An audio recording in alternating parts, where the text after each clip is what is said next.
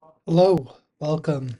In today's video, we're going to be taking a look at Tissot's most recent chronograph offerings, the PR516.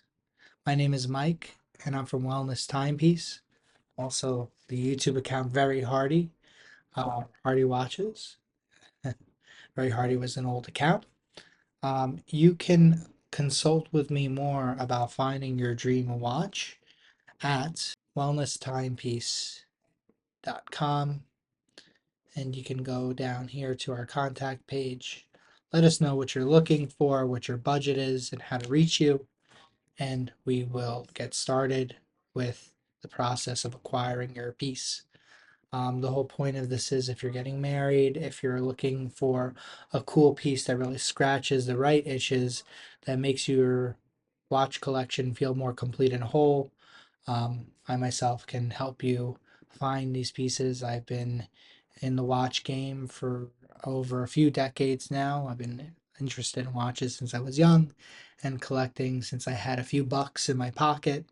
I know everything from Swiss to Japanese, German, used, vintage, new, whatever you want to do, quartz, automatic, you name it, I'm here for you. So let's get to the video. So we are looking at the first watch. Now this one's very sexy. I'm really, really happy with what Tissot's doing. Clearly, it's an homage to Speedmaster, but actually you get almost a little bit of Daytona layout here, which is kind of cool. And this is their quartz offering for 525 bucks.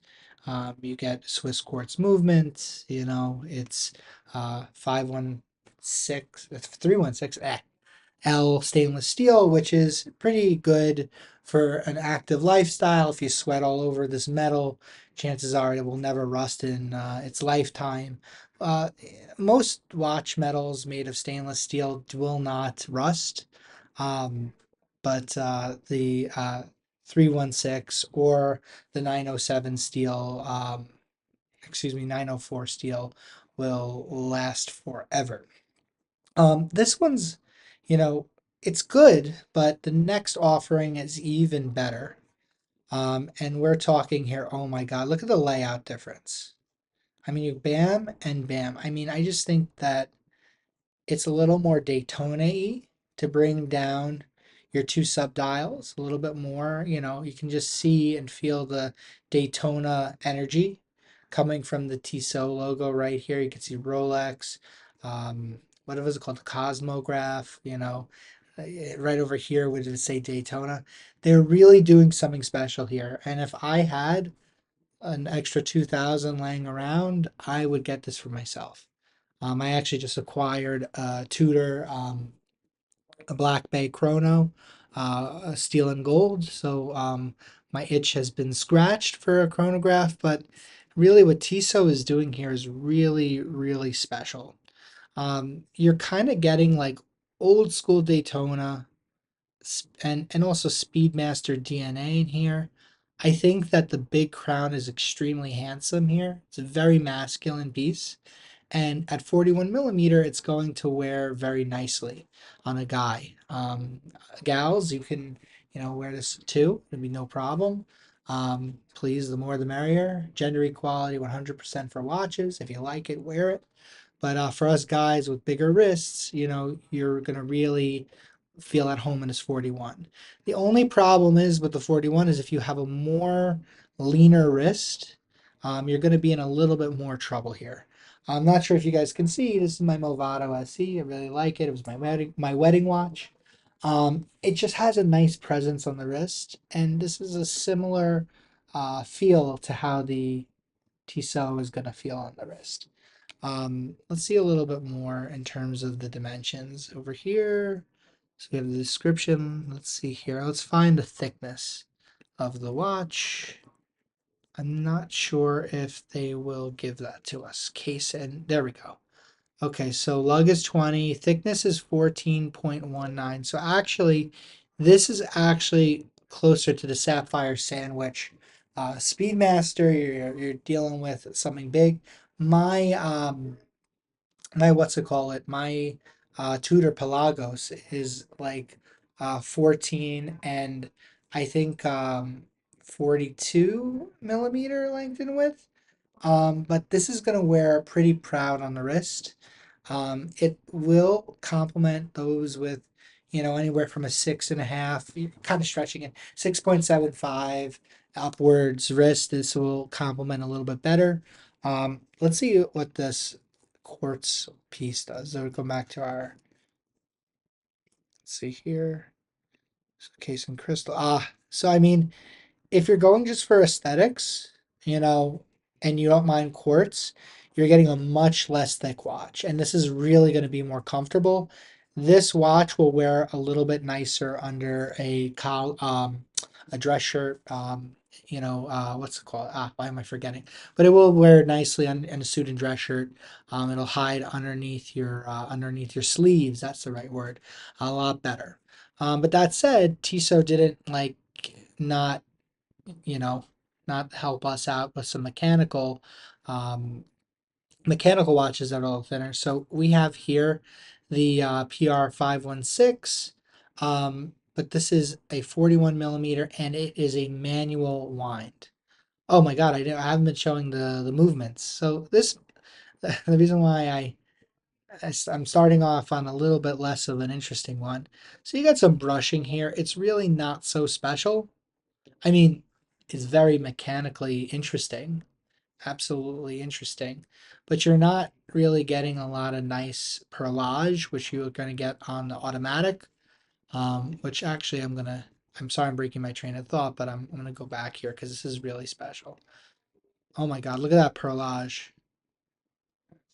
So perlage, if you don't know, is this circular finishing pattern that is on certain plates of your movement, and it just adds an extra taste, an extra bit of flavor on your movement. And since this is a see-through case back, you're really going to enjoy looking at this. I oftentimes fiddle with my watches throughout the day, and it is nice to play around with them and to look at the movement. This Movado has some perlage, and actually, I think this Tissot will give you a little bit more view of that perlage because it has more of an open case back than the Movado.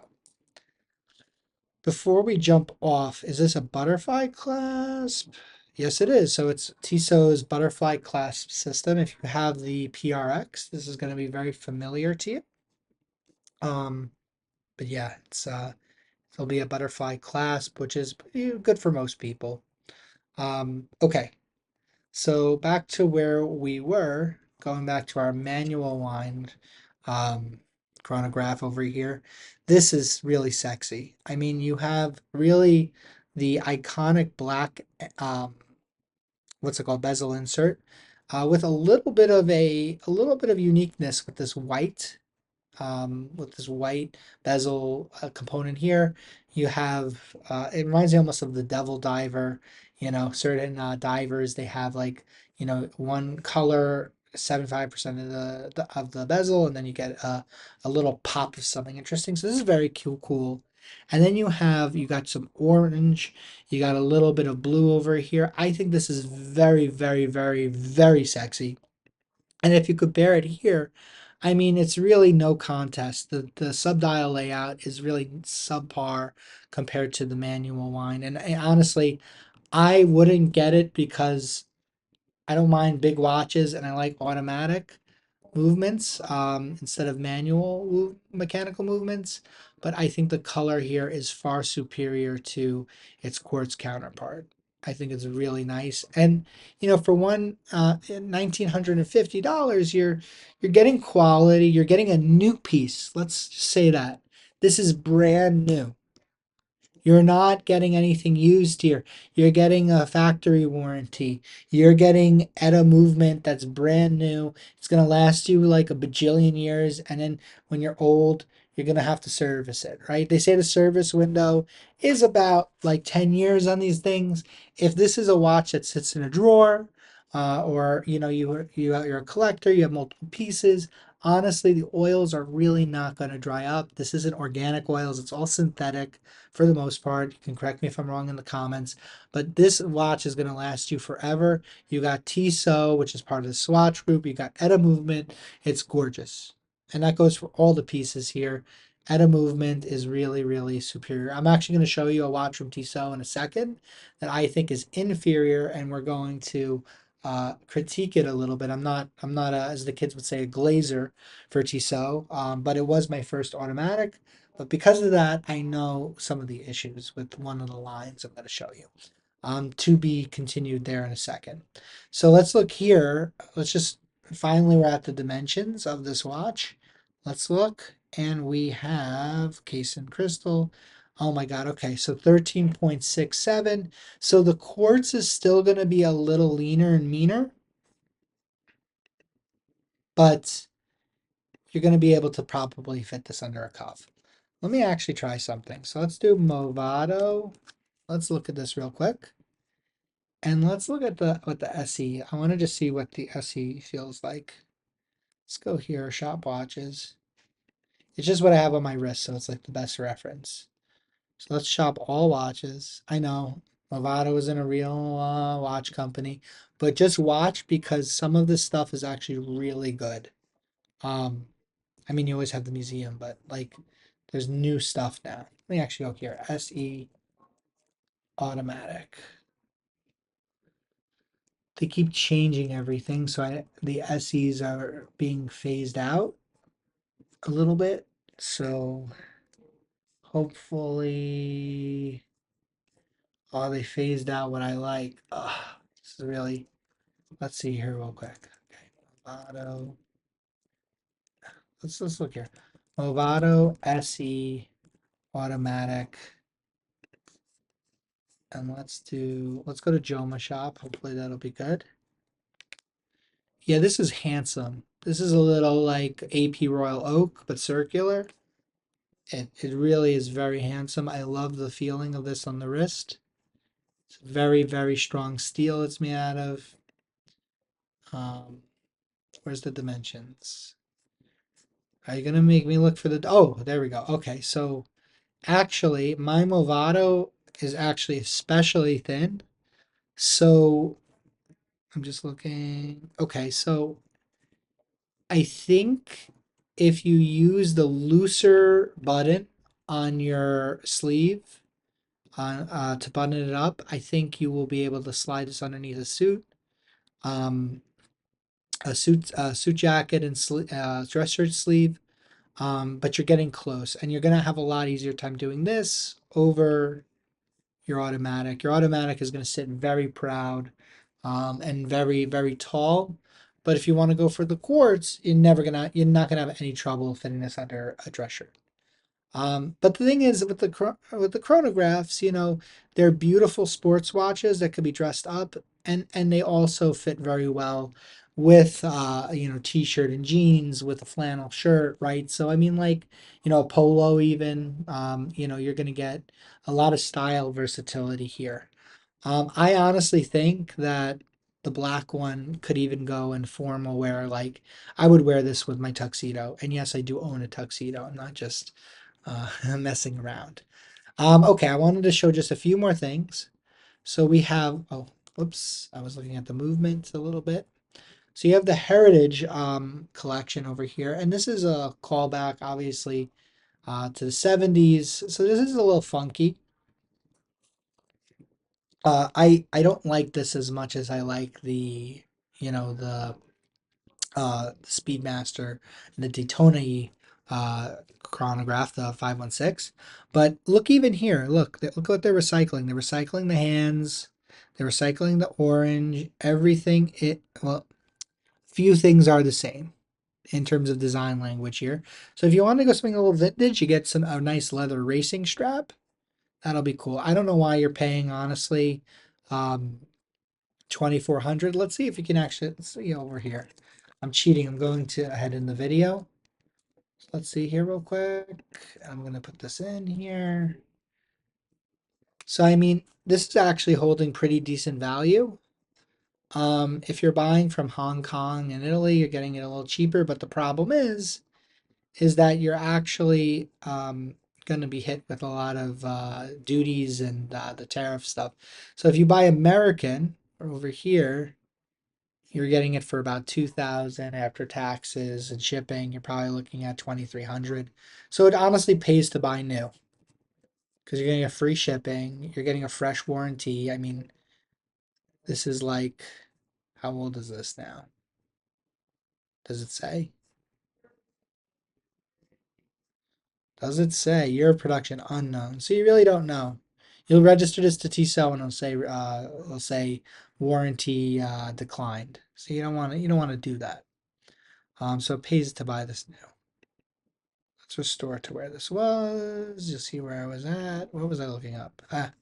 This was the nothing tab. Okay. Close the stuff. Stay organized. Yes. Take my location. Okay. So this is something if you want to go more vintage. I think honestly, this cushion case, I would go more with below the Jetstar. If you don't want this, if you want this shape, and if you want something that pairs nicely with a racing strap, I have one. I'm putting in the picture here now. Beautiful. Um, but yeah, I wouldn't go for this, especially at the price. But if you like it, whatever. Okay, so Tissot also offers the C Star line. Honestly, I mean, I had a C Star 2000 and the teeth in the bezel broke and it was a nasty feeling. Really turned me off to the C Star line. I honestly think it's very ugly. And, no disrespect to people who like it, just my opinion. But you have what's it called? You have your sealed pushers, so you can really jump into the pool with confidence. It's a nice hybrid approach. Let's see what the dimensions are. So for thickness, you're getting thinner than most of the mechanical chronographs in the 516 collection. I'm probably saying it wrong. Somebody correct me if I'm wrong. 516, whatever. The Tissot. So I don't really like it, but what I do like, honestly, I think color has a little bit to play with this. I do like this a little more.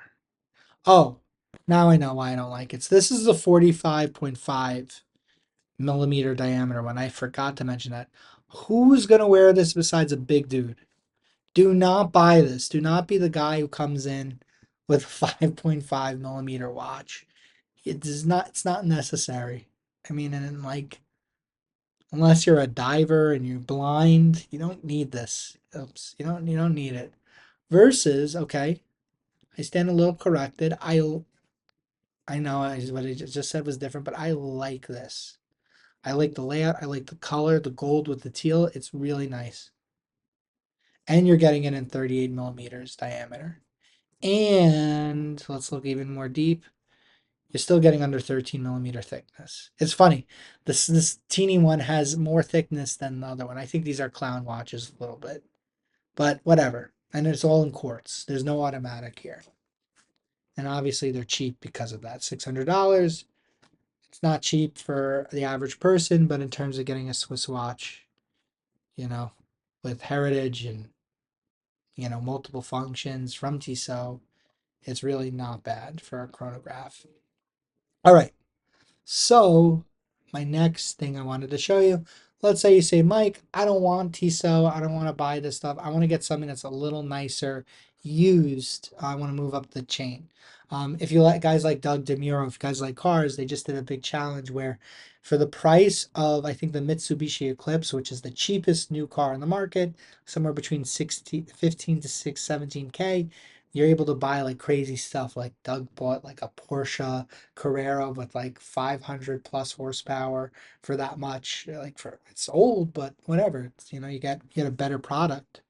You can go to Chrono 24 or eBay. And oops, I was looking up this. Let's see where I was before this. I was on the magazine. Let's see what we can find. So Chrono 24 is usually I see where I was. Chrono 24 is the site I usually buy used off of. See, that's me right there. Um, you can get a Speedmaster reduced for this price of for a little over the price of the um, the manual one 516. You know, I mean, you're let's say money. You know, you have the money. You want to do a little bit better for yourself. Get a Speedmaster. I bought a reduced, and I enjoyed it, and it wasn't for me because I didn't like how small it was. It's a pretty small watch, but I really liked I liked it at the time, but I sold it. So I mean, it was okay. This is this is good for somebody who has a smaller wrist. You know, if you have a smaller wrist or you like classic design, it's good. Let's see here. So you got a case diameter of 39 millimeter. Okay. Let's see. How thick is a Speedmaster reduced? 12 mil. This thing is so small. This thing is so small. Thank you, Wound and Worn. So small. It's pretty good though. Look, you get really iconic design. You get an Omega. You know, you're getting a nice, reliable movement. These are not chronometer movements, but they're accurate. Mine was serviced from Japan. It was in chronometer spec. I didn't lose any time a day. It was like superlative chronometer. It was awesome. And if you want something smaller, it's good. Here's a tip. If you want to see what this feels like on your wrist, go into an Omega boutique and buy one of the more colorful Speedmasters. Not the professionals, not the Snoopies. What is it called? The Speedmaster 58. I think that's what they're called. Let's take a look. Omega Speedmaster 58. No, that's not the right way to put it. Okay, hold on. What is it called? Except we'll eat all the cookies. And we got the Speedmaster. And 38, I think. Let's see. This is not it. Should have come more prepared. Did they change their whole thing? They had these really great colors. So the 38 is very expensive. What are we doing? That looks like gold. I don't want gold. Did they get rid of their, let's see, bur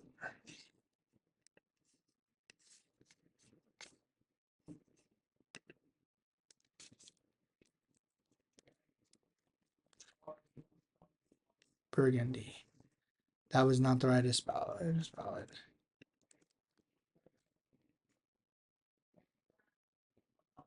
Wow, they phased out that whole collection.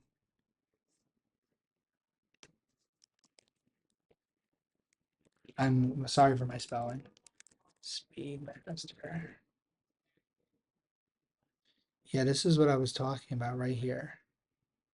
Now that's a good look. I was thinking about getting this. Speedmaster 57. So wait, they phased it out? Oh my god, they phased it out. Let's see here real quick. Omega watches. I'm so pissed.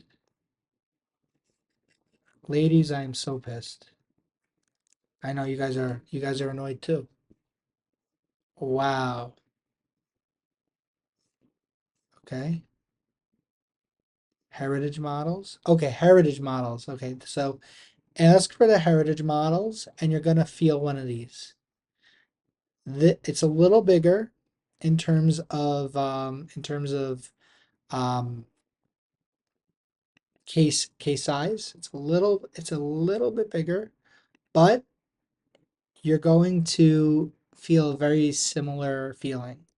I felt that the case diameter is a little more, but even so, is a similar feel. In fact, you know, it's similar because look at this. You get look how sexy that is. Oh my God. Look at it. If I would buy a manual wind movement watch, it would be an Omega Speedmaster. Look how good that looks. I like what like something that speaks this is something that speaks to your soul right here.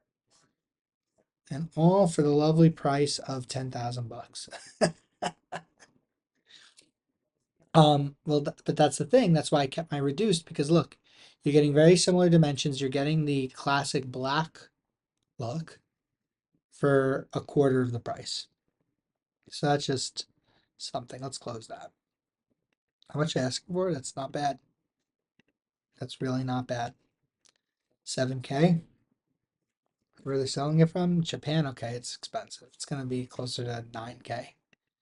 Not so much of a deal. Okay, let's go a little bit fancier.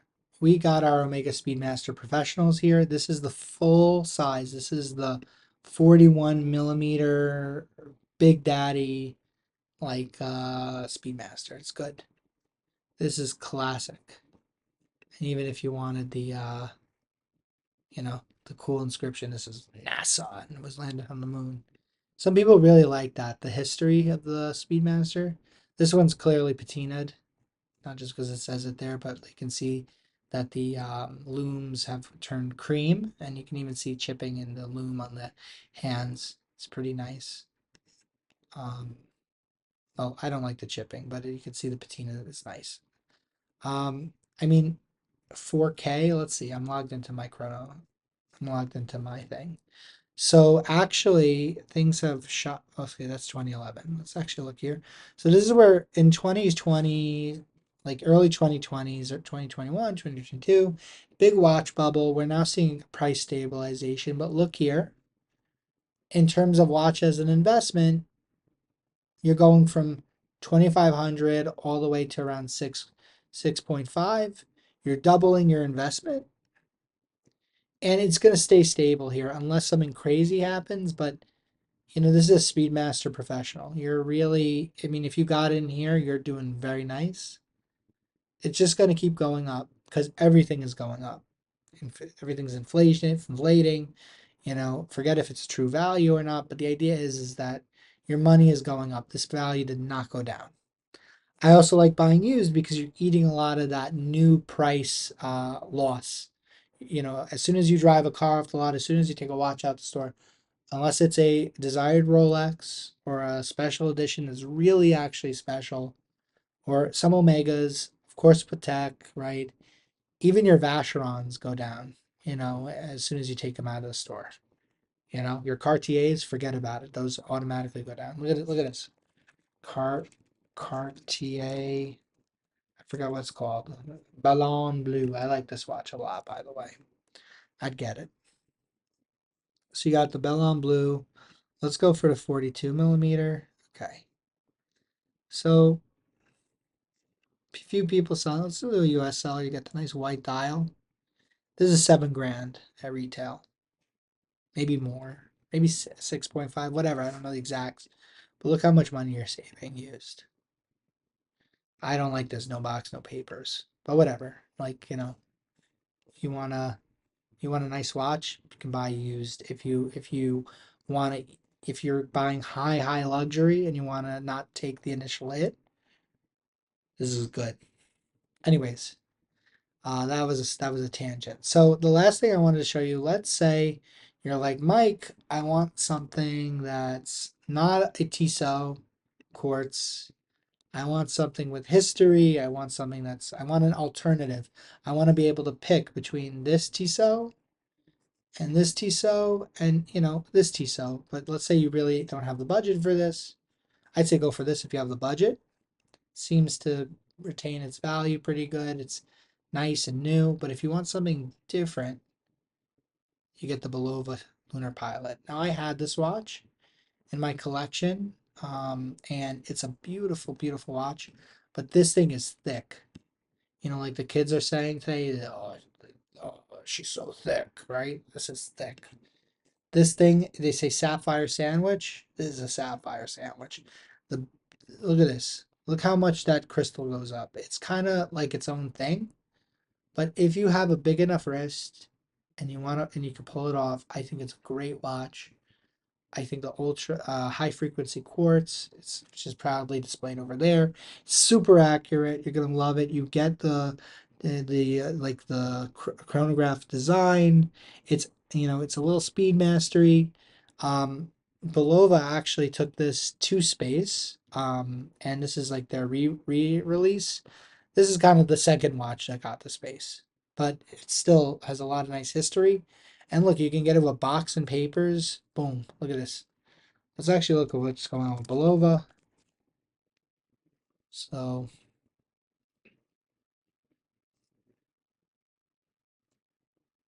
let's see. Lunar Pilot. Oh, they read our minds. Shop all. So they know they have a cult following. Like this is one of Belova's most successful models. Like look how sexy that is. I mean, it's $1,600. I'm not sure if I do that. You are getting a steel bracelet here, which is nice. But even still, I guess I got all the new ones. Hold on. Let's look at what the Lunar Pilot costs.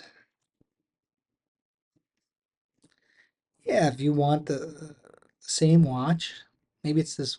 Where's the cheaper one with the? If you want the same watch on leather, you're paying $636. Now this watch, I would say, is pretty much bulletproof. I would buy it used. I wouldn't dabble in the new market because it's a quartz movement. It's really not so crazy. It's hard to break. Trust me. Um, the only difference though is that they redesigned the lunar pilot. So let me show you this, and then we'll get out of here for today. Okay, so we have specs here, product details. So let's see. Let me actually do this. Boom, boom, boom, boom, boom. Okay. So let's go here. You can even see that these two are bigger, by the way. Load. Load. There we go. Okay, so you can see these two are bigger. I mean, this one's bigger than this one. Even the dial, look, you see the below has a different font. There we go. So let's look here. So go to product details. So I'm pretty sure this is the 55, 45, and then this is the 43. Let's see if oh no, 45. Where's the 43? Now I sound like an idiot. Hold on. Idiota. Did they just update the dial text? Let's see here. Come on, load. Let's see what this standard one is. And let's go to product details. And we have, yes, here we go. We have the redesigned case width of 43.5. So, I mean, you're getting a little bit more, a little bit smaller on the wrist. I think, honestly, everyone reviewed it very positively when it had that switch. And that's what I would do. I would certainly see it's pretty big. This guy's like an average wrister. Um, you know, looks good on him. Very sexy watch. And that's a nice alternative to all the Swiss stuff. Belova's been in business for a long time, as they see they're showing it off, but I mean, Belova has made some of the greatest watches of all time. They're responsible for Accutron, they're responsible for a lot of iconic designs, which are eluding me at this moment. But I'll show you guys one more thing. So I got the Belova Royal Oak. So I mean, they even have their own Royal Oak, which is very interesting. This is actually a piece I would eventually pick up for the right price. It's very interesting. And I mean, yeah, Belova's a real powerhouse. They're such a powerhouse, they're able to get away with this, having their Royal Oak clone.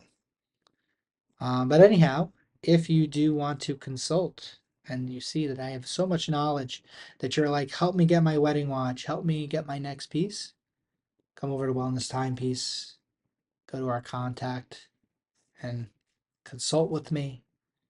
We'll make a great thing happen. Shop right now is not active, because I need to acquire some pieces that I'd be proud to sell. And yeah, we'll get there. Nice speaking with you guys. This is Mike again from Very Hardy Wellness Timepiece. Thank you for schmoozing with me for 35 minutes on this stuff. I love it. You love it. Let's have a good time. All right. Be well.